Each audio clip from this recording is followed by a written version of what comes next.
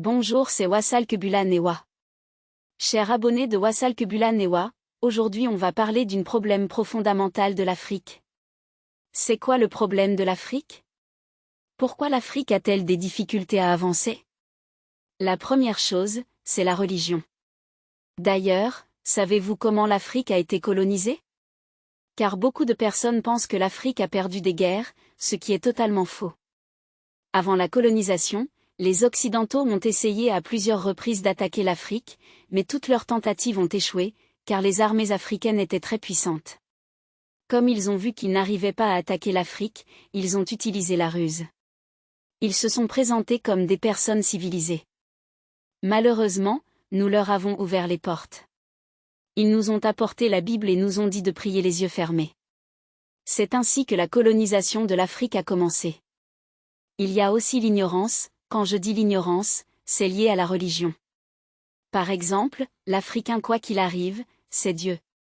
Il n'aime pas chercher à comprendre, même s'il sait la vérité, tant que cela ne l'arrange pas, c'est Dieu. Je ne dis pas que nous n'avons pas besoin de Dieu, au contraire, mais nous devons surtout détacher l'ignorance de la religion et essayer de comprendre, peu importe le problème. Comment peut-on expliquer que nous, les Africains, sommes le peuple qui prie le plus, pourtant rien ne va? Observons la République démocratique du Congo, c'est le premier pays d'Afrique très religieux, mais pourtant très pauvre. Et si vous observez en Afrique, les pays les plus religieux sont ceux où la population est très pauvre.